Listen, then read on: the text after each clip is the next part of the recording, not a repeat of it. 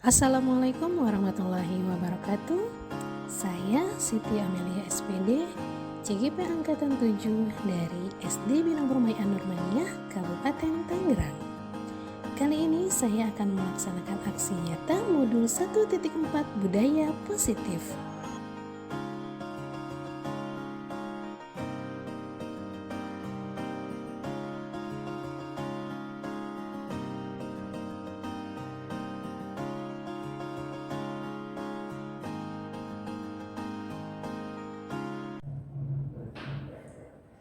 Assalamualaikum warahmatullahi wabarakatuh. Waalaikumsalam warahmatullahi wabarakatuh. Selamat siang dan salam sejahtera untuk kita semua. Alhamdulillahirabbil alamin wa bihi nasta'in wa ala umuri dunya waddin. Wassalatu wassalamu ala asyrafil anbiya'i wal mursalin sayyidina wa maulana Muhammadin wa ala alihi wa sahbihi ajma'in. Rabbi shrahli sadri wa yassir li amri wa hlul 'uqdatam min lisani yafqahu qawli, amma ba'du. Yang terhormat Ibu Kepala SD Bina Permai, Ibu Sri Nuraini SPD. Yang terhormat segenap Dewan Guru beserta staf dan karyawan SD Bina Permai yang tidak dapat saya sebutkan satu persatu tanpa mengurangi rasa hormat dan takzim saya. Puji syukur adalah kita panjatkan kehadirat Allah Subhanahu wa Ta'ala, yang mana pada siang hari ini kita masih bisa berkumpul di ruangan ini bersama-sama untuk belajar dan saling sharing. Shalawat beserta salam semoga senantiasa tercurahkan kepada junjungan kita Nabi besar Muhammad Sallallahu Alaihi Wasallam. Semoga kita selaku umat beliau kelak di yaumil akhir nanti mendapatkan syafaatnya. Amin amin ya rabbal alamin. Baiklah Bapak dan Ibu sekalian, untuk mengefisienkan waktu, perkenankan saya sebagai pembawa acara pada siang hari ini untuk menyampaikan kegiatan yang akan kita laksanakan pada hari ini. Adapun pada hari ini kita bersama-sama akan mendengarkan diseminasi guru penggerak angkatan ke-7 yang insya Allah akan disampaikan oleh Ibu Siti Amelia SPD. Dengan segala hormat kepada Ibu Siti Amelia SPD, dipersilahkan.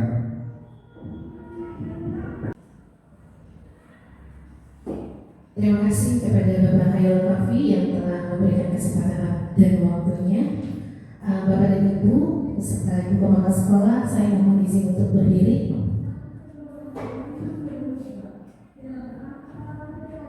Baik, Assalamualaikum warahmatullahi wabarakatuh. Waalaikumsalam warahmatullahi wabarakatuh. Bismillahirrahmanirrahim.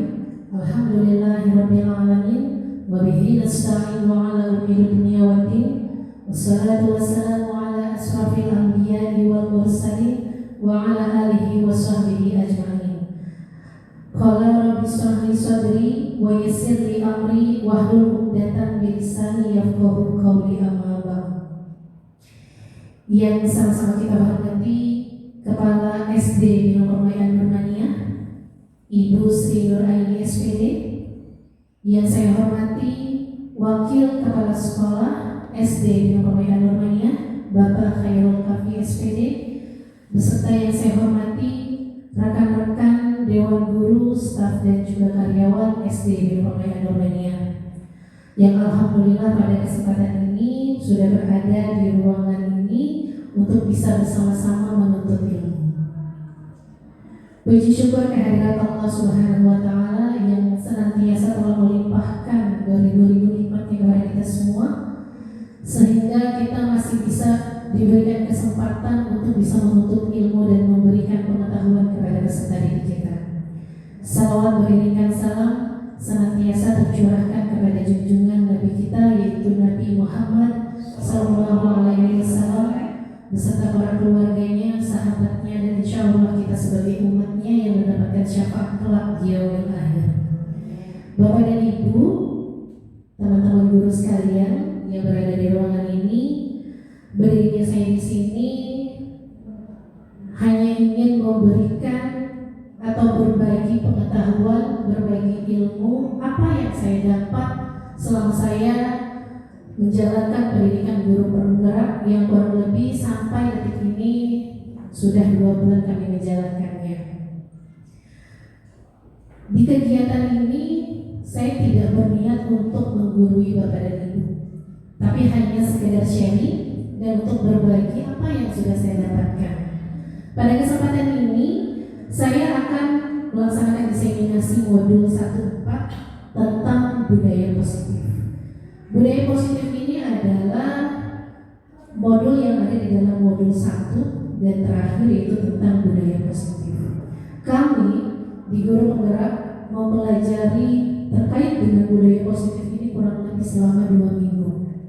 2 minggu ini kami mempelajari modul 1.4, tapi hari ini insya Allah saya akan membagikan pengetahuan kepada Bapak Ibu kurang lebih selama 1 jam ke depan. Jadi sangat luar biasa kesempatan ini bisa saya bagikan kepada Bapak dan Ibu supaya kita semua sama-sama bisa menerapkan di kelas masing-masing. Baik Bapak dan Ibu, sebelum ke materi budaya positif, kita harus tahu dulu terlebih dahulu terkait dengan apa sih tujuan pendidikan. Mungkin ini sudah tidak asing lagi bagi Bapak dan Ibu semua, bahwa kita sebagai pendidik tujuannya yang mengajar, mendidik, memberikan ilmu pengetahuan kepada siswa-siswi kita. Tapi di dalam Guru Penggerak kami belajar ini mengenai filosofi Ki Hajar Dewantara. Menurut filosofi Ki Hajar Dewantara, tujuan pendidikan adalah menuntut segala kodrat yang ada pada anak-anak agar mereka dapat mencapai keselamatan dan kebahagiaan yang setinggi-tingginya, baik secara manusia maupun sebagai anggota masyarakat. Oleh sebab itu, kita sebagai para pendidik hanya bisa menuntut tumbuh atau kembangnya kodrat atau kekuatan kodrat yang ada pada anak agar dapat memperbaiki lakunya, bukan dasarnya, atau hidup dan tumbuhnya kekuatan kodrat. Jadi sebenarnya Bapak dan Ibu, untuk anak itu sebenarnya sudah mempunyai dasarnya. Kita tidak bisa memperbaiki dasarnya, tapi insya Allah kita bisa memperbaiki lakunya atau perilakunya. Dengan cara apa? Dengan cara menuntun, atau kalau bahasa kita namanya among. Among itu namanya apa, Bu? Among itu seperti apa? Seperti mengasuh, artinya menuntun. Hanya bisa menuntun laku atau perilakunya, bukan merubah dasarnya. Karena setiap anak, setiap siswa itu pasti punya kekuatan dasarnya. Baik, lanjut. Selanjutnya kita masuk ke materi budaya positif. Budaya positif di sekolah adalah nilai-nilai dan kebiasaan di sekolah yang berpihak pada murid agar mereka dapat berkembang menjadi pribadi yang kritis, penuh hormat dan tanggung jawab sesuai dengan profil belajar Pancasila. Sekarang kan lagi boomingnya kurikulum merdeka ya Bapak dan Ibu. Memang sekolah kita belum menggunakan kurikulum merdeka untuk tahun ini, tapi insya Allah untuk tahun ajaran baru nanti 2023-2024 untuk kelas 1 dan kelas 4 kita akan menggunakan kurikulum merdeka. Jadi mau tidak mau kita harus siap ya terkait dengan kurikulum merdeka. Nah, salah satu yang ada di dalam kurikulum merdeka itu adalah membentuk siswa menjadi profil belajar Pancasila. 1 jam ke depan nanti kita akan sama-sama belajar terkait dengan budaya positif yang intinya pendidikan ini berdasarkan filosofi Ki Hajar Dewantara. Nanti kita saling sharing aja. Pastinya dalam 1 jam ke depan ini banyak sekali hal-hal yang dipertanyakan. Sambil berjalan saja nanti kita saling komunikasi dan kolaborasi. Next. Nah, di dalam budaya positif ada 7 konsep utama. Yang pertama adalah perubahan paradigma belajar. Yang kedua, disiplin positif. Ketiga, kebutuhan dasar manusia. Keempat, motivasi perilaku manusia. 5, posisi kontrol restitusi. 6, keyakinan kelas. Dan ke-7, segitiga restitusi. Itu adalah 7 konsep yang ada di dalam budaya positif. Memang sangat banyak Bapak dan Ibu 7 ini, tapi insya Allah Bapak dan Ibu juga akan bisa menyerapnya dan bisa menerapkannya di kelas masing-masing. Yang pertama adalah perubahan paradigma belajar. Nah sekarang sudah kurikulum merdeka. Kita sebagai para pendidik harus merubah mindset kita yang awalnya mungkin pembelajaran terfokus kepada guru. Tapi di dalam kurikulum merdeka yang didasarkan filosofi Ki Hajar Dewantara bahwa pembelajaran dengan paradigma baru dirancang berdasarkan prinsip pembelajaran yang terdiferensiasi sehingga setiap siswa belajar sesuai dengan kebutuhan dari tahap perkembangannya untuk mewujudkan profil belajar Pancasila. Jadi pertama kita memang harus merubah mindset dulu. Jadi yang menjadi faktor utama di dalam pembelajaran itu bukan lagi guru, tapi adalah siswa. Bagaimana caranya? Sebagai seorang pendidik, kita harus memberikan pembelajaran yang disesuaikan dengan kebutuhan siswa, bukan sesuai dengan kebutuhan guru, bukan disesuaikan dengan kemauan guru. Nah, untuk mengetahui kebutuhan siswa ini, kita harus menggunakan apa yang kemarin kita sudah pelajari Bapak Ibu? Profiling siswa. Nah, dari profiling siswa itulah kita bisa mengetahui apa saja kebutuhan siswa. Karena di dalam kebutuhan siswa itu salah satunya adalah gaya belajar siswa. Dari beberapa gaya belajar siswa itulah yang nanti kita akan terapkan di dalam kelas. Jadi pembelajaran yang disampaikan di kelas itu disesuaikan dengan kebutuhan, minat dan bakat siswa, bukan sesuai dengan kebutuhan guru lagi. Nah, sekarang yang kedua, apa sih makna dari disiplin? Ada yang tahu Bapak dan Ibu disiplin? Ini sudah tidak asing lagi tentunya untuk kita semua. Ada yang tahu Bapak dan Ibu? Disiplin? Gak usah ragu-ragu. Jangan malu-malu Bapak dan Ibu, kita sama-sama sharing saja. Ya, Alex? Nah, mungkin kebanyakan orang akan menghubungkan kata disiplin dengan tata tertib. Betul nggak Bapak Ibu? Biasanya anak yang patuh terhadap tata tertib, patuh terhadap peraturan itu disebutnya disiplin. Ya, biasanya kita menghubungkannya kata disiplin dengan tata tertib, teratur dan kepatuhan pada peraturan. Kata disiplin juga sering dihubungkan dengan hukuman. Benar nggak Bapak Ibu? Padahal itu sungguh berbeda. Karena belajar tentang disiplin positif tidak harus dengan memberikan hukuman. Justru itu adalah salah satu alternatif terakhir dan kalau perlu tidak digunakan sama sekali dalam kegiatan pembelajaran. Biasanya memang ketika anak-anak tidak mematuhi tata tertib atau peraturan yang ada di sekolah, kita akhirnya apa? Memberikan hukuman. Justru hukuman itu adalah mencerminkan bahwa sekolah itu tidak mencerminkan budaya positif.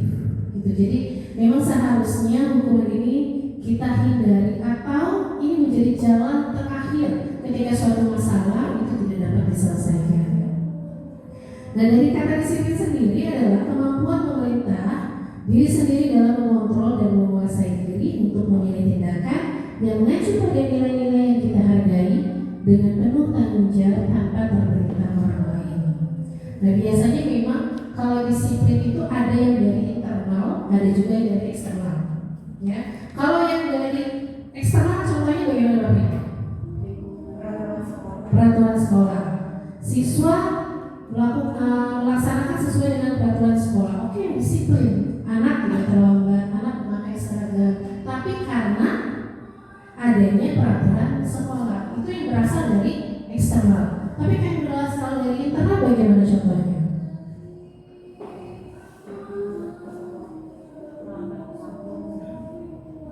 Ya, yang berasal dari diri sendiri berarti itu berasal dari kesadaran diri sendiri, bukan dari paksaan atau suatu aturan yang dibuat oleh orang lain. Jadi kalau internal itu berasalkan dari kesadaran diri sendiri untuk melakukan sesuatu. Kalau kita berharap nih Bapak Ibu sebagai pendidik maunya siswa mau disiplin berdasar apa? Disiplin yang berasal dari internal atau eksternal? Internal. Karena ketika siswa itu disiplin berdasarkan faktor eksternal, ketika dia luar, ketika tidak ada aturan pasti dia akan berbuat seenaknya lagi dan tidak akan disiplin. Jadi lebih baik kita bisa menerapkan disiplin kepada anak yang berdasarkan faktor internal atau faktor dirinya sendiri. Salah satu bentuk budaya positif yang dikembangkan di sekolah adalah menerapkan disiplin positif. Disiplin positif merupakan salah satu cara penerapan disiplin yang bertujuan untuk menumbuhkan kesadaran serta membudayakan anak untuk melakukan sesuatu tanpa sungguhan, ancaman ataupun hukuman. Disiplin positif dapat dibuat melalui kesepakatan antara guru dan siswa agar siswa merasa terlibat dan bertanggung jawab dalam menjalankan disiplin tersebut. Nah, biasanya anak-anak kita ada nggak yang mau melakukan sesuatu tapi harus diiming-imingi sesuatu dulu? Ada nggak Bapak Ibu? Pasti ada. Mungkin Bapak Ibu juga menemukan. Contoh, ayo mas, siapa yang mau dapat nilai lebih, misalkan dapat nilai 100, anaknya dikasih, nanti dikasih bintang ya, sama ibu dikasih bintang 5 nih, tetapi dengan syarat harus mendapatkan nilai 100 contoh. Berarti itu kan kita sebagai pendidik berarti mengiming-imingkan sesuatu supaya anak mau melakukan sesuatu. Padahal harusnya ketika anak ingin mendapatkan nilai 100 itu berdasarkan dari diri sendiri, kemauan diri sendiri, bukan karena iming-imingan, bukan karena tadi bintang, bukan lagi karena misalkan gurunya ngasih snack. Yo, yang bisa jawab pertanyaan ibu kasih snack. Ada kan ya begitu ya Bapak Ibu? Ada tentunya. Kita sering ya, termasuk saya sendiri. Ternyata ketika saya mempelajari mengikuti program guru ini, oh iya, kita flashback. Oh iya, ternyata ketika kita di dalam kelas memberikan pelajaran kepada anak, oh ternyata itu seharusnya tidak boleh dilakukan. Mengiming-imingi sesuatu kepada anak itu malah justru bikin anak jadi apa Bapak Ibu? Jadi terbiasa untuk diberikan sesuatu ya. Mungkin niat kita kan supaya dia memberikan motivasi, tapi ternyata justru itu membuat anak-anak menjadi kebiasaan. Ketika tidak diiming-imingi, anak juga tidak mau gitu ya. Oke, next. Nah, yang ketiga adalah kebutuhan dasar manusia. Bahwa setiap anak, setiap manusia, baik kita sebagai orang dewasa itu punya 5 kebutuhan dasar. Yang pertama adalah bertahan hidup, yang bentuknya love, ya. Kemudian ada kasih sayang dan juga rasa diterima. Kemudian ada penguasaan. Bertahan hidup itu yang gambarnya survival, ya. Kemudian kasih sayang yang gambarnya love. Kemudian penguasaan itu power, kebebasan adalah freedom, dan kesenangan adalah fun. Itu adalah 5 kebutuhan yang memang ternyata hidup ada di dalam diri kita. Tanpa kita sadari, ternyata kita butuh kelima dasar ini. Oke, next. Nah, sekarang kita ambil contoh Bapak Ibu ya. Di sini ada kasus. Nanti kita akan jawab sama-sama. Tadi pertama ada apa saja Bapak Ibu? 5 dasar kebutuhan manusia. Kebertahan hidup. Kemudian kasih sayang. Yang ketiga, penguasaan atau kekuatan, kebebasan dan juga kesenangan. 5 kebutuhan dasar manusia harus diingat supaya nanti kita bisa menyelesaikan kasus ini. Yang pertama ada contoh Bimo, seorang anak TKB selalu berlari keluar kelas menuju jalan raya di depan sekolahnya yang ramai dengan kendaraan. Tingkahnya membuat guru Bu Ani bingung dan seringkali mengejarnya. Ada beberapa kemungkinan jawaban yang diberikan Bimo. Identifikasi kebutuhan yang ingin dipenuhi oleh Bimo jika respon Bimo seperti ini. Nah, nanti kita akan sama-sama jawab kira-kira dari perkataan Bimo ini dia sedang membutuhkan apa sih? Apa yang sedang dia butuhkan ketika dia menjawab seperti ini? Yang pertama, aku senang main kejar-kejaran dengan ibu guru, seru. Kira-kira apa yang si Bimo butuhkan pada dia? Kesenangan, betul. Dia senang, ya. Dia pikir kan dia berlari keluar kelas menuju jalan raya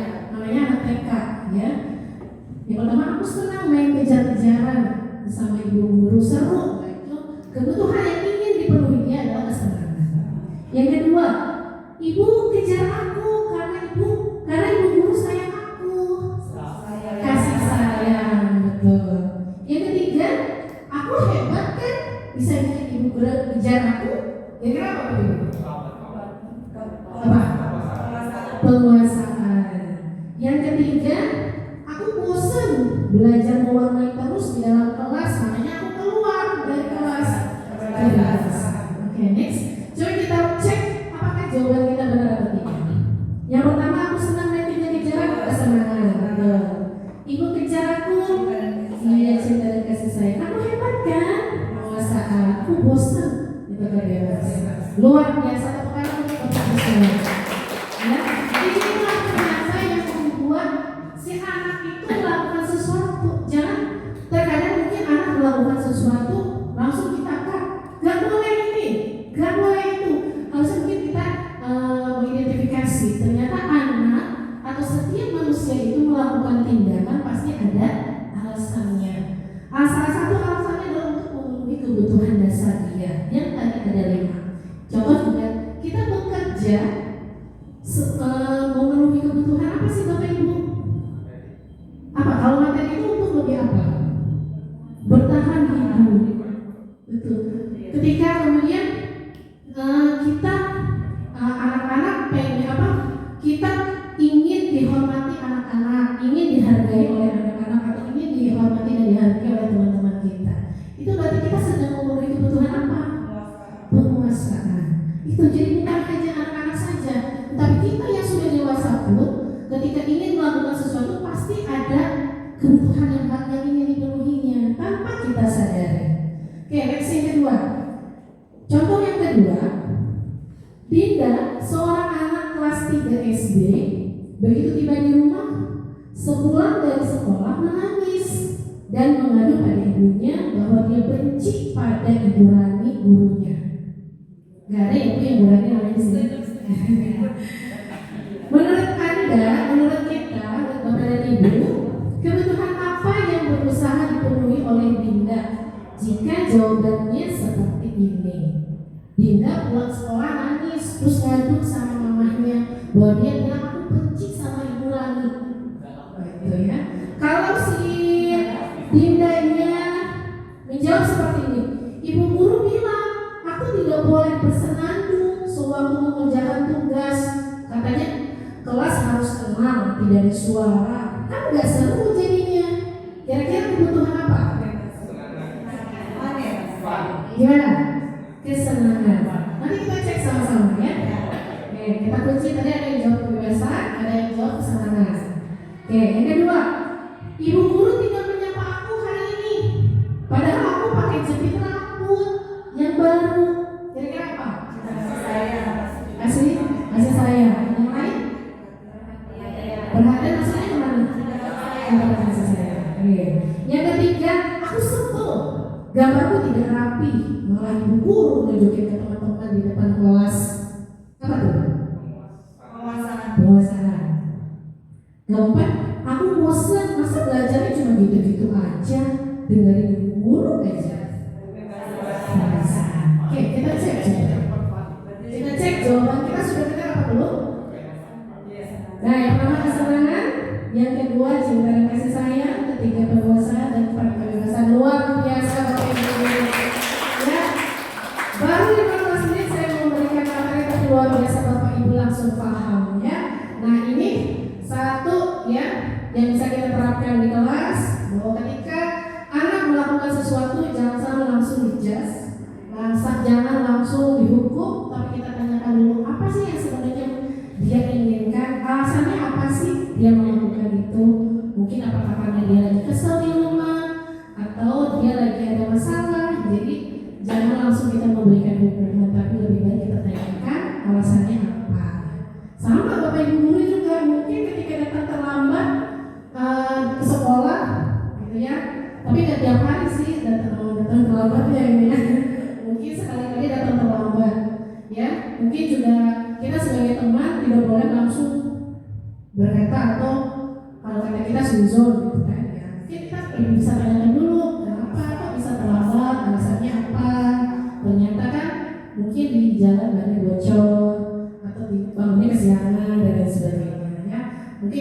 juga bisa kita terapkan dalam hubungan pertemanan seperti itu.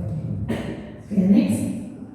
Nah, yang keempat adalah motivasi perilaku manusia. Setelah tadi setiap manusia itu punya kebutuhan dasar, sekarang setiap manusia juga punya motivasi ketika dia melakukan sesuatu. Motivasi itu sama seperti apa? Alasan, penyemangat yang mendorong seseorang itu untuk melakukan sesuatu. Oke, mari kita tanyakan ke diri kita sendiri. Bagaimana sih kita berperilaku? Mengapa kita melakukan segala sesuatu? Apakah kita melakukan sesuatu karena adanya dorongan dari lingkungan atau dari dorongan yang lain? Terkadang kita melakukan sesuatu karena kita menghindari rasa sakit atau ketidaknyamanan. Betul atau enggak? Betul, kalau mau kita korek dari dalam diri kita. Ya, terkadang kita melakukan sesuatu untuk menghindari ketidaknyamanan. Mungkin contoh seperti ini, mohon maaf. Ketika kita mendapatkan tugas dari kepala sekolah, mungkin sebenarnya dari dalam lubuk hati ibu nggak nyaman, nggak mau mungkin melaksanakan tugas tersebut.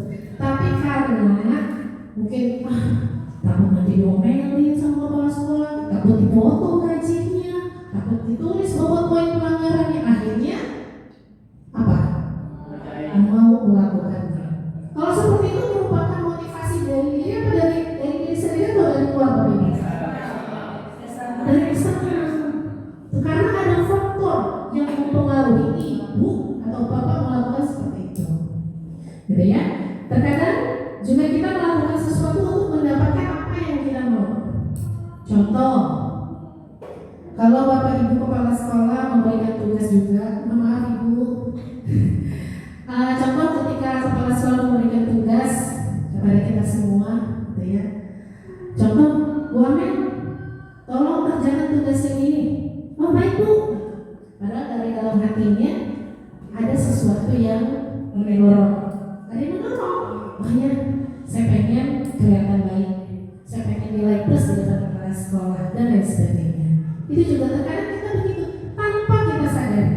Kita ingin melakukan sesuatu, mungkin ada yang dari diri sendiri, ada juga dari dorongan orang lain atau dari faktor eksternal, juga apa? Untuk menghindari rasa sakit, ketidaknyamanan, dan juga untuk mendapatkan sesuatu apa yang kita mau. Seperti itu. Jadi motivasi adalah dorongan yang timbul pada diri seseorang secara sadar atau tidak sadar untuk melakukan suatu tindakan dengan tujuan tertentu. Tentunya kita ketika melakukan sesuatu ada tujuannya. Nggak mungkin melakukan sesuatu nggak ada tujuannya. Kemarin kita melaksanakan open class. Ada tujuannya kan? Ya, tujuannya untuk mendapatkan murid.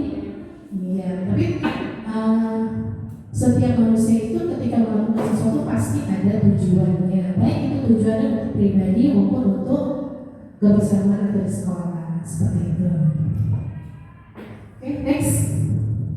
Nah, Bapak dan Ibu, menurut Ian Gossen dalam bukunya Restructuring School Discipline menyatakan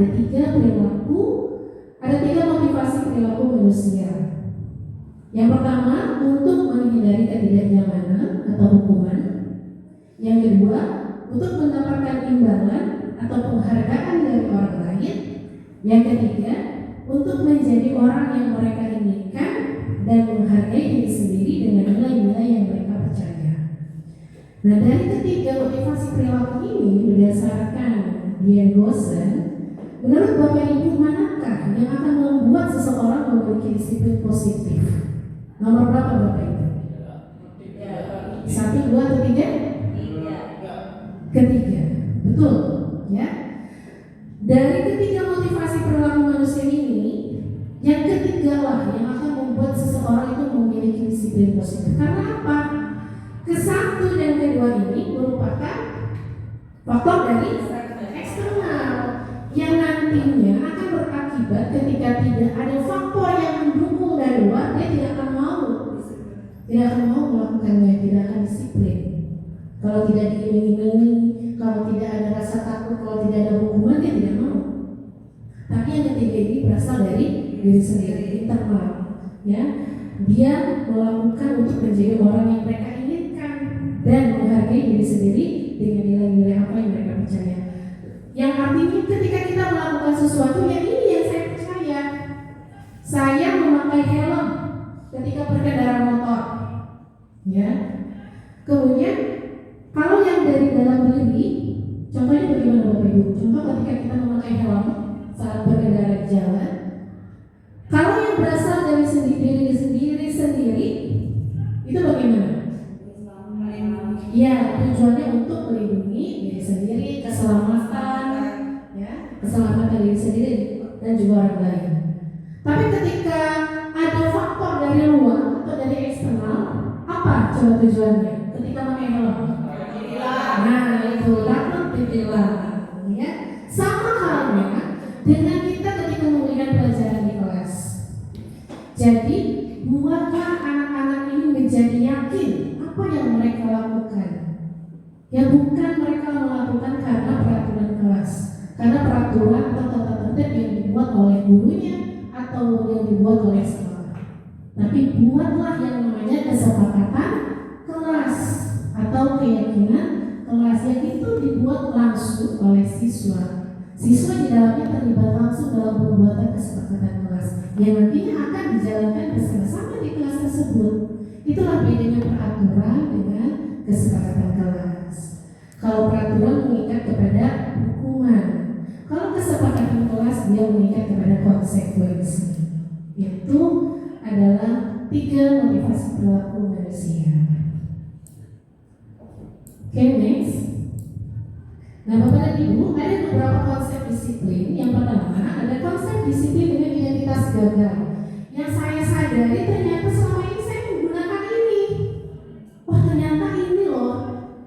Kalau kita menerapkan disiplin ini dengan hukuman yang berharga, ternyata ini adalah gagal. Selama ini yang kita lakukan adalah dengan hukuman. Hukuman itu bisa menyakitkan.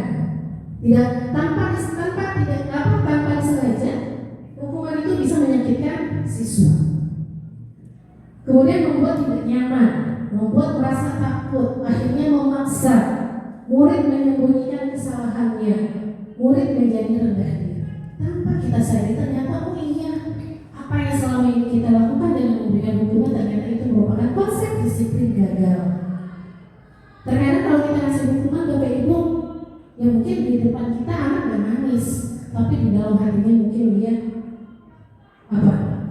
merasa sakit hati, mungkin juga dendam, kesel, dongkol, akhirnya menjadi tidak nyaman ke gurunya, kemudian menjadi takut ketika melakukan sesuatu, kemudian memaksa dia harus mengikuti peraturan, kemudian menyembunyikan kesalahannya. Ketika dia melakukan kesalahan karena takut dihukum, akhirnya dia berbohong, menyembunyikan, dan menjadi murid menjadi rendah diri.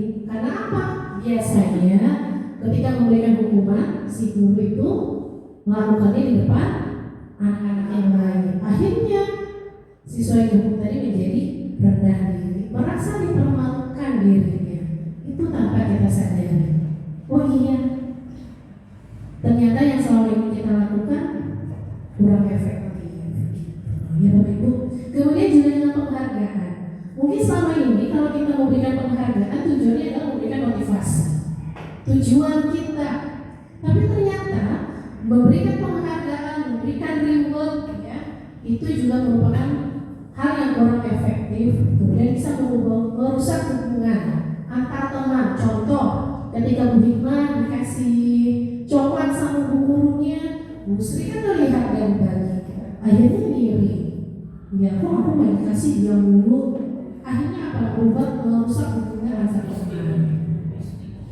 Kemudian mematikan kreativitas tanpa kita sadari. Ketika kita ingin sesuatu, ternyata kreativitas anak menjadi rusak. Ya. Kemudian menghukum dengan sistem ranking. Ini sudah tidak kita lakukan lagi Bapak Ibu ya. Di dalam rapat kita alhamdulillah untuk ranking tidak ada. Hanya saja terkadang orang tua masih saja ada yang suka menanyakan gitu ya. Tapi itu memang tidak dimengerti secara umum. Kemudian yang keempat, yang terakhir, merampas hak menghargai dirinya sendiri.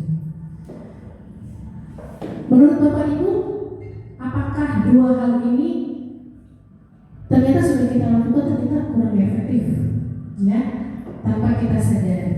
Itu merupakan konsep disiplin dengan identitas gagal. Oke, next.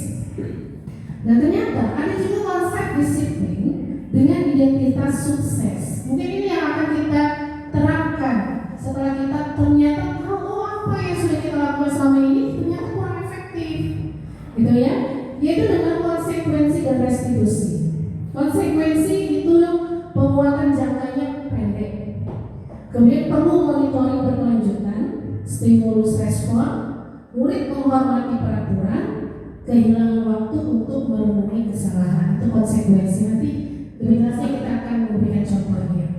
Restitusi ini mengakibatkan murid bertanggung jawab untuk perilakunya, fokus pada pemecahan masalah jangka panjang, murid menghormati dirinya dan orang lain, dirinya memegang kontrol, dan murid bersemangat memperbaiki kesalahannya. Ini yang kita harapkan dari siswa yang telah melakukan kesalahan. Ya, memang sih ketika siswa melakukan kesalahan kita hukum, inginnya si anak itu berubah, lebih baik lagi, tapi ternyata terkadang tidak, ya. Nah, dengan melakukan konsekuensi dan restitusi, ini yang memang membuka lebar jalannya anak untuk berubah ke arah yang lebih baik lagi. Next. Nah, konsep disiplin dengan pendekatan restitusi, bahwa restitusi adalah proses menciptakan kondisi bagi siswa untuk memperbaiki kesalahan mereka, sehingga mereka bisa kembali pada kelompok mereka dengan karakter yang lebih kuat. Ini menurut Gosen di bukunya tahun 2004. Ciri-ciri restitusi adalah bukan menebus kesalahan, namun belajar dari kesalahan, memperbaiki hubungan, tawaran bukan paksaan, fokus pada solusi. Nah, jadi Bapak dan Ibu, untuk menyelesaikan masalah siswa dengan guru atau siswa dengan siswa, ini kita bisa menerapkan salah satu, ya Bapak Ibu, bukan satu-satunya. Salah satu caranya yaitu dengan melakukan pendekatan restitusi. Nanti saya akan berikan contoh bagaimana cara melakukan pendekatan restitusi. Di sini ada perbedaan antara hukuman, konsekuensi, dan restitusi. Contoh kasusnya, siswa sering tidak mengerjakan PR. Pernah menemukan kasus seperti itu, Bapak Ibu? Tentunya pernah, ya, sering mungkin ya, setiap pembelajaran ada saja yang tidak mengerjakan PR. Nah, di sini ada perbedaan antara hukuman, konsekuensi, dan restitusi. Kalau hukuman, guru pasti akan bilang seperti ini. Guru menghukum siswa tersebut hormat bendera 10 menit. Ya, guru marah dan siswa menjadi takut. Kalau hukuman hukumannya kasusnya tidak mengerjakan PR tapi dihukum hormat bendera 10 menit, sebenarnya ada kaitan nggak sih? Tidak ada. Yang akhirnya apa? Ketika anak diberi hukuman seperti ini, gurunya jadi marah dan siswanya malah jadi takut, bukan malah menyadari kesalahannya, tapi dia malah takut kepada gurunya. Kemudian kalau konsekuensi, guru memberikan konsekuensi untuk mengerjakan PR-nya saat istirahat atau setelah jam pulang. Jadi ini menggantikan jam belajarnya. Karena dia tidak mengerjakan PR, maka maka konsekuensinya dia harus mengerjakan PR tersebut di saat jam istirahat atau ketika pulang. Yang penting dia mengerjakan. Itu namanya konsekuensi. Konsekuensi ini membuktikan bahwa guru itu tegas dan siswa menghormati peraturan. Jangan sampai siswa tidak mengerjakan tugas, dia disuruh nyalin. Saya berjanji mengerjakan PR. Mungkin dulu kita pernah ya, dulu banget. Iya dulu ya. Siswa berjanji, aku berjanji akan mengerjakan PR sampai 3 lembar. Padahal itu gak ada manfaatnya. Ya, lebih baik supaya tidak mengganggu jam pelajaran yang lain, maka dia konsekuensinya harus mengerjakan PR-nya di jam istirahat atau jam kepulangan, seperti itu. Kemudian yang ketiga, restitusi. Restitusi ini contohnya guru menanyakan keyakinan kelas atau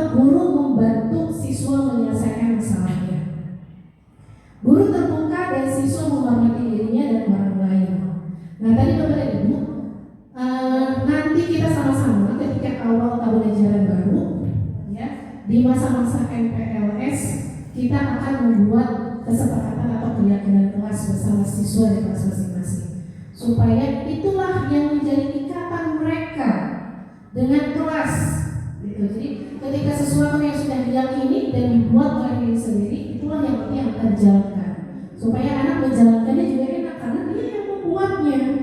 Tapi kalau peraturan sekolah, peraturan guru, ya akhirnya apa? Anak jadi malah nggak mau untuk melaksanakannya karena mereka tidak terlibat dalam pembuatan peraturan tersebut.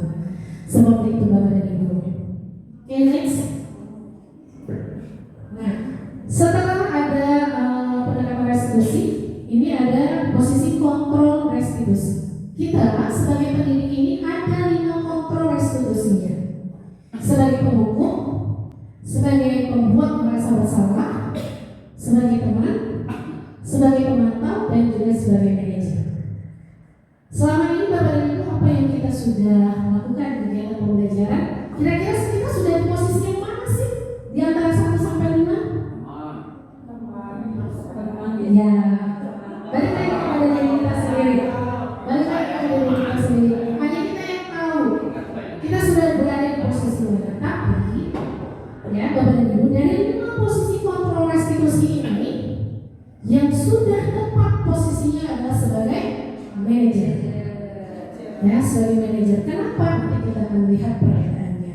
Sekarang yang kita rasakan sebagai guru, saya pribadi, ya ternyata, oh iya, selama ini saya sebagai penghukum, sebagai pembuat merasa bersalah. Mungkin pertama iya, tapi pembuat merasa bersalah lembut juga iya. Ternyata, ya pasti kita sebagai guru pernah menghukum anak, pernah membuat anak merasa bersalah akan kesalahan yang sudah diperbuatnya. Akhirnya merasa anak itu ya nyesel, terus akhirnya nggak suka dan gak nyaman dengan kita. Pasti pernah tanpa kita sadari. Ternyata selama ini dari posisi kontrol yang sudah kita lakukan ada pemantau dan juga manajer. Oke, next. Ini ada beberapa contoh penerapan 5 posisi kontrol restitusi tadi. Kita ambil contoh kasus siswa tidak memakai atribut lengkap saat upacara bendera. Pernah ya Bapak Ibu ya?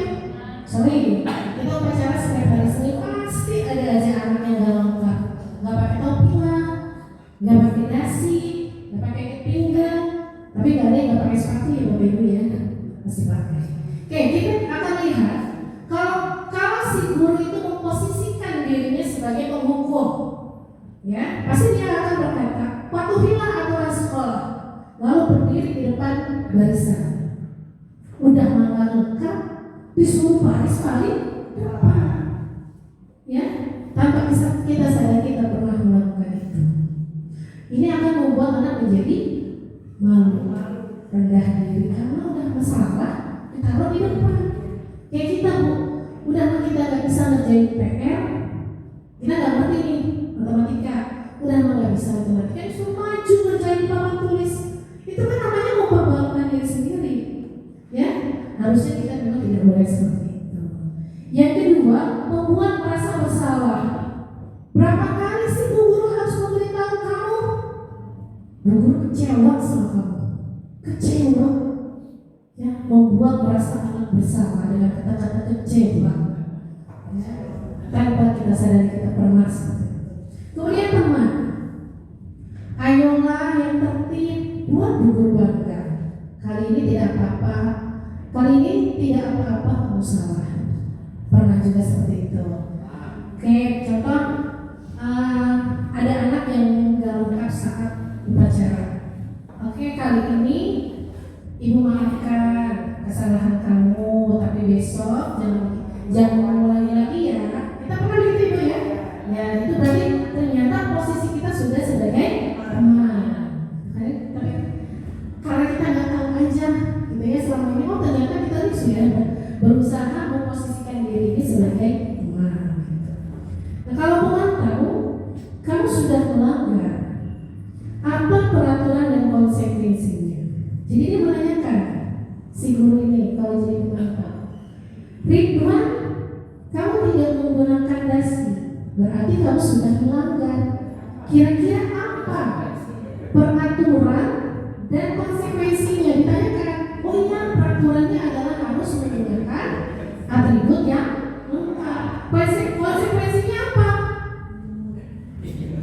Minggu besok saat upacara harus lengkap. Itu. Jadi jangan langsung hukum. Ya, tanyakan aturan apa? Aturan yang berlaku di sekolah apa? Oh ini. Nah, kira-kira kalau udah tahu peraturannya, konsekuensinya apa yang harus digantikan? Yang menggantikan sesuatu yang sudah terjadi. Kemudian yang terakhir adalah yang paling pentingnya adalah manajer. Nah, posisi manajer ini akan berkata, apakah kamu tahu kesalahanmu? Kira-kira bagaimana akan memperbaiki kesalahan ini? Ya, jadi dia menanyakan dulu kesalahannya.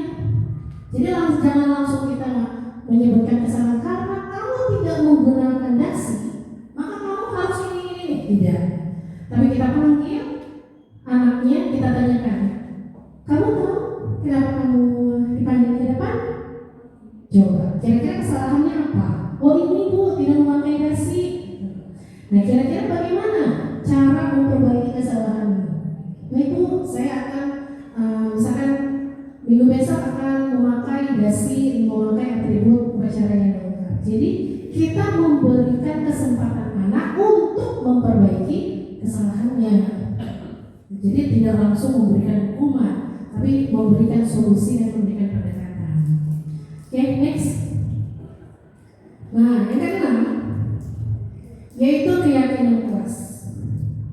Mengapa keyakinan kelas? Mengapa tidak peraturan kelas saja? Seperti yang tadi saya sampaikan, ada perbedaan antara keyakinan kelas dengan peraturan kelas. Biasanya kalau peraturan kelas dibuat oleh guru atau sekolah. Kalau keyakinan kelas bersama-sama yang melibatkan para siswa. Itulah mengapa alasannya kita harus membuat keyakinan kelas. Mengapa kita memiliki peraturan tentang penggunaan helm pada saat mengendarai kendaraan motor? Tadi ada ya kasusnya. Yang kemudian, mengapa kita memiliki peraturan tentang menggunakan masker dan mencuci tangan setiap saat?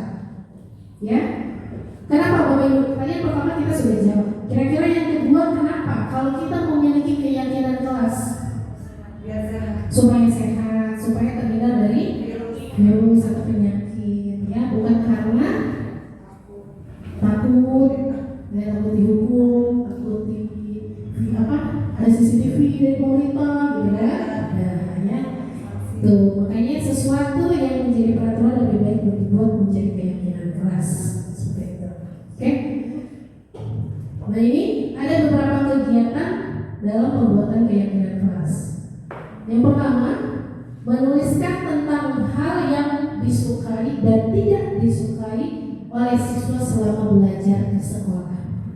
Ya, anak diminta menuliskan, coba hal apa saja yang kamu sukai, hal apa saja yang kamu tidak sukai selama belajar di sekolah. Anak menuliskan satu persatu. Kemudian kita kelompokkan atau kita rumuskan menjadi suatu keyakinan kelas. Setelah itu baru kita tempelkan di kelas supaya anak-anak selalu memperhatikan, selalu melihat apa yang menjadi keyakinan kelas mereka. Yang perlu digarisbawahi bahwa keyakinan kelas ini fleksibel sifatnya, disesuaikan dengan kebutuhan kelas. Tidak harus selalu itu saja yang menjadi keyakinan kelas, disesuaikan. Oke, next. Nah ini bagaimana cara pembentukan keyakinan kelas? Yang pertama lebih abstrak dari peraturan kelas karena ini bersifat keyakinan. Kemudian sedikit saja agar mudah diingat, tidak terlalu banyak seperti tata tertib kalau ada 10 Bapak Ibu ya. Tata tertib sekolah kita cukup. Contoh kita ambil 3 sampai 5 saja poin. Yang penting mudah diingat, ya, dan berupa pernyataan universal. Kemudian sesuai dengan kondisi kelas atau sekolah agar mudah diterapkan, dibuat dalam bentuk positif dan semua warga kelas atau sekolah dilibatkan saat membuat.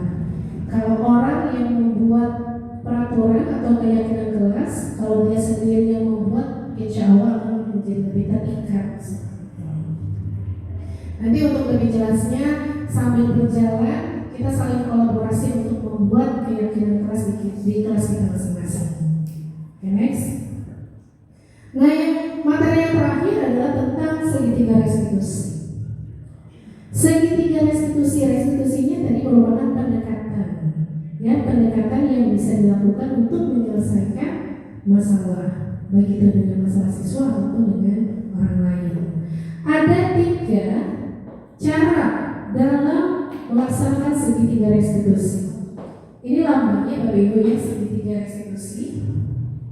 Hal yang pertama yang perlu kita lakukan adalah menstabilkan identitas. Setiap orang pasti pernah melakukan kesalahan, dan kamu bukan satu-satunya yang melakukan kesalahan ini. Pertama itu dulu, ketika anak melakukan kesalahan, ditanya, di ini dulu, di enak-enak dulu, gitu, dibikin enak dulu hatinya. Oke, ya, setiap orang pasti pernah melakukan kesalahan, termasuk ibu. Dan bukan kamu satu-satunya orang yang pernah melakukan kesalahan ini. Jadi ketika anak tadi kasusnya tidak menggunakan atribut upacara yang lengkap, jangan langsung kamu doang yang nggak pakai ini, kamu doang yang bikin kesalahan seperti ini. Tidak, ya, pasti pernah kan ada yang melakukan kesalahan. Jadi kita bikin enak dulu, distabilkan dulu identitasnya. Kemudian yang kedua, validasi tindakan yang salah dengan cara menanyakan, apa sih sayang alasan kamu melakukan itu? Kenapa sih kamu nggak pakai dasi hari ini? Oh iya Bu, ada saja mungkin alasannya, karena mungkin dia lupa naruh, atau lagi dicuci, atau entah kemana. Contoh, pasti kan punya alasan. Jadi ditanyakan dulu alasannya. Kemudian yang terakhir adalah menanyakan keyakinan. Nah, karena dia tidak menggunakan atribut upacara yang lengkap, itu termasuk ke dalam keyakinan kelas kita tidak. Makanya kita harus punya keyakinan kelas tadi. Kalau kita punya keyakinan kelas, ketika siswa melakukan kesalahan, kita tanyakan. Kayak tadi tidak memakai atribut upacara yang lengkap. Coba, itu termasuk ke dalam keyakinan kelas tidak? Iya. Yang mana? Contohnya, poinnya disiplin. Bukan harus menggunakan peralatan upacara yang lengkap, bukan itu keyakinannya, tapi adalah keyakinannya disiplin. Nah, melengkapi atribut upacara itu masuk kepada disiplin. Jadi kita harus punya keyakinan kelasnya dulu, baru bisa menanyakan kepada anak-anak. Ya, ketika kita tidak membuat keyakinan kelas, kemudian anak melakukan kesalahan dan bapak ibu guru melakukan restitusi, ketika ditanyakan keyakinan kelasnya apa, nggak tahu, orang belum bikin, ya. Jadi jangan seperti itu. Maka dibuat dulu keyakinan kelasnya, baru bisa menerapkan segitiga restitusi. Dan kita tadi telah menanyakan keyakinan kelas apa yang telah disepakati, dan kamu ingin menjadi seperti apa sih, menjadi orang seperti apa, ya, setelah melakukan kesalahan ini. Apa yang harus kamu lakukan? Apa yang kamu bisa perbaiki kesalahan ini? Jadi seperti itu untuk segitiga restitusi. Di sini saya sudah melakukan penerapan segitiga restitusi bersama anak kelas 6. Bisa Bapak Ibu perhatikan dan bisa kita terapkan. Ini adalah salah satu cara dalam menyelesaikan permasalahan yang ada pada siswa. Silakan.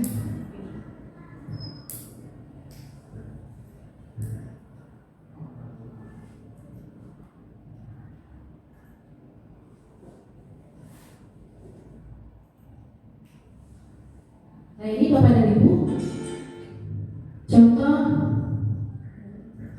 contoh penerapan segitiga restitusi.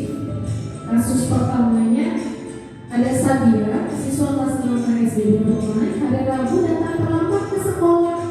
Dia masuk ke kelas pukul 7:30 dengan tergesa-gesa. Ternyata Sabira bangun tidur kesiangan karena malam harinya asik bermain games.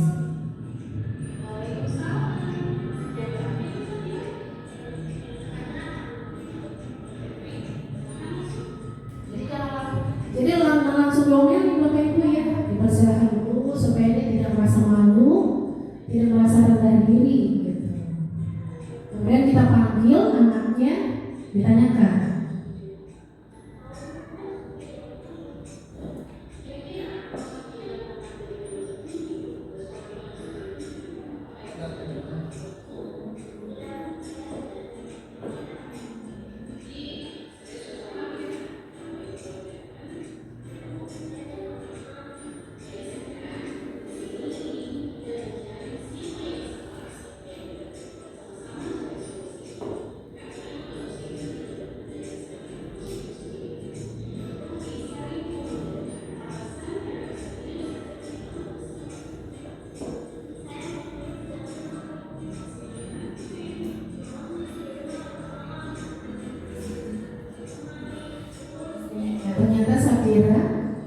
terlambat ke sekolah karena bangunnya kesiangan, karena malamnya asik main game, ya. Kemudian dicarikan solusi, bukan guru yang mencarikan solusi, tapi anak yang menentukan kira-kira apa sih solusi yang tepat buat dirinya sendiri.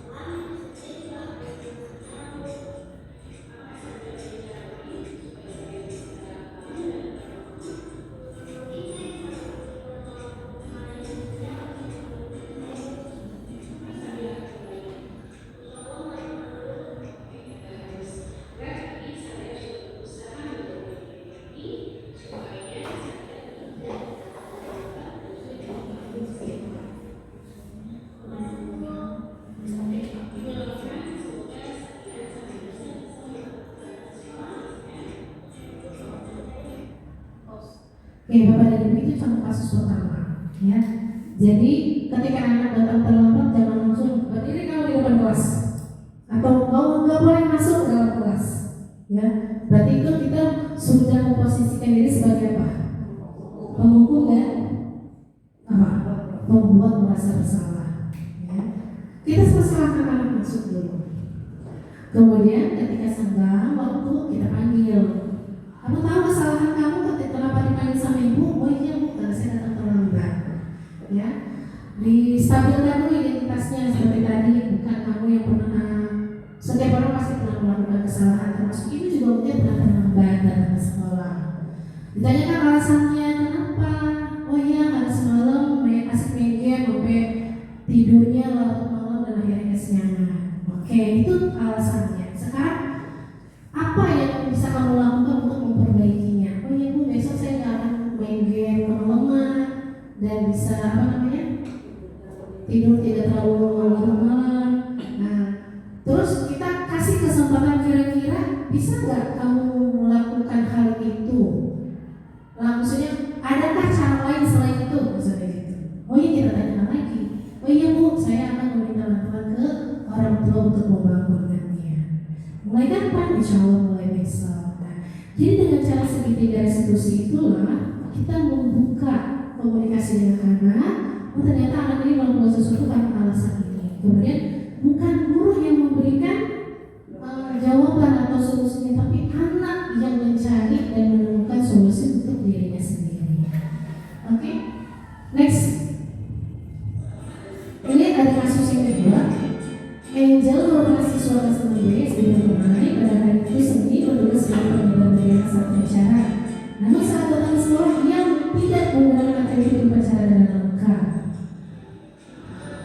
Nah ini Angel, anak kelas 6B.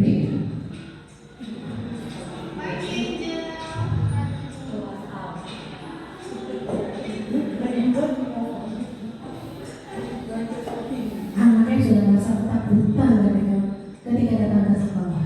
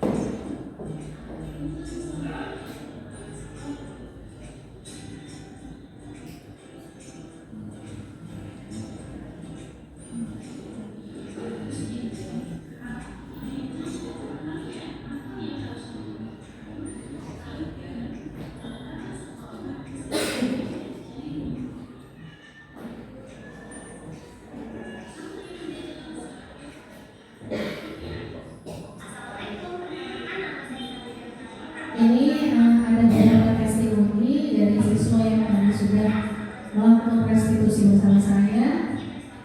Ada Sabira dan juga Angel.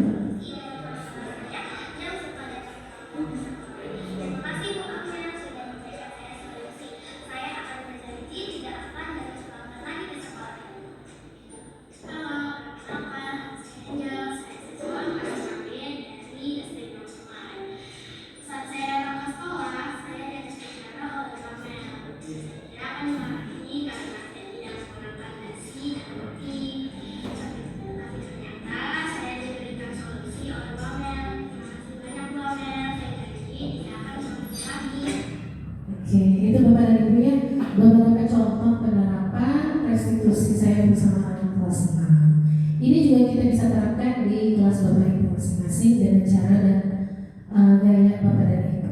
Yang penting kita tadi untuk melakukan segitiga restitusi, yang pertama adalah menstabilkan identitas, yang kedua validasi tindakan yang salah, dan yang ketiga menanyakan keyakinan kelas.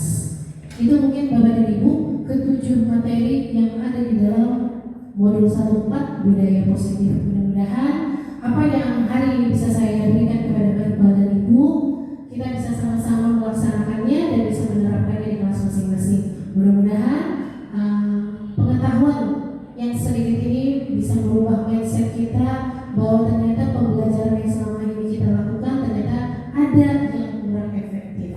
Nah, dari yang kurang efektif itu kita rubah menjadi efektif dengan merubah mindset bahwa pembelajaran harus diberikan sesuai dengan kebutuhan murid, bukan lagi sesuai dengan kebutuhan gurunya. Mungkin itu Bapak dan Ibu apa yang bisa saya sampaikan, mudah-mudahan bisa bermanfaat untuk kita semua. Terima kasih. Wabillahi taufiq wal hidayah. Wassalamualaikum warahmatullahi wabarakatuh. Waalaikumsalam warahmatullahi Mungkin Bapak dan Ibu ada yang mau ditanyakan? Ya, silakan. Assalamualaikum warahmatullahi wabarakatuh. Waalaikumsalam warahmatullahi wabarakatuh. Iya, begini Bu, terkait budaya positif, kan memang jika anak itu salah, yang tadi Ibu Amel sudah beritahu, jangan langsung menjudge anak tersebut atau menghukum, gitu kan. Itu sekali dia melakukan kesalahan. Apabila dia melakukan kesalahan terusnya berulang lagi seperti itu, apakah boleh diberikan hukuman atau tidak, Ibu? Terima kasih Bu Sakti atas pertanyaannya. Betul sekali. Terkadang anak kita ini melakukan kesalahan bukan hanya satu kali, bahkan mungkin berkali-kali. Nah, untuk yang berkali-kali ini, seperti anak datang terlambat setiap hari, atau anak tidak mengerjakan PR setiap kali belajar tugas. Ya, ketika kita sudah melakukan restitusi 1-3 kali, ternyata anak masih seperti itu saja. Lakukan konsultasi dan buka komunikasi dengan orang tua. Apa sih yang menyebabkan dia setiap hari seperti ini? Ketika tadi restitusi itu kan membangun komunikasi dengan siswa atau dengan anak. Tapi ketika permasalahan itu berkelanjutan dan tidak terselesaikan dengan cara restitusi, kita bangun komunikasi dengan orang tua. Bekerja sama dengan orang tua supaya permasalahan ini bisa terselesaikan. Kalau ternyata si anak setiap hari ini terlambat, ya, alasan pertama karena kesiangan, alasan kedua karena bergadang, dan ketiga dengan alasan yang berbeda-beda. Ya, apakah ini benar alasannya atau ada hal yang lain? Kita cari tahu ke orang tuanya. Oh, ternyata memang mungkin dia tinggal bersama kakaknya atau sepupunya karena tidak ada, atau ketika dia mungkin bersama orang tuanya tidak membangunkan dan tidak peduli. Jadi kita bangun komunikasi dengan orang tua jika hal tersebut memang terulang. Jadi memang restitusi ini perlu diingat kepada Ibu, bukan satu-satunya cara, tapi salah satu cara yang bisa kita terapkan ketika menangani siswa yang bermasalah. Tapi ketika masalah tersebut berkelanjutan dan sering, gitu, kita lakukan konsultasi dan komunikasi dengan orang tua, bangun kerjasama, bangun komunikasi yang baik dengan orang tua. Mungkin itu bisa dilakukan. Ada lagi mungkin Bapak dan Ibu yang lain? Baik, jika tidak ada, saya ucapkan terima kasih atas waktu dan kesediaannya untuk bisa mendengarkan saya pada hari ini. Sekali lagi mudah-mudahan ini bisa bermanfaat. Salam sehat, salam semangat, dan juga terus berbahagia untuk bisa mencerdaskan putra-putri bangsa, khususnya di SD Bina Permai. Demikian, wassalamualaikum warahmatullahi wabarakatuh.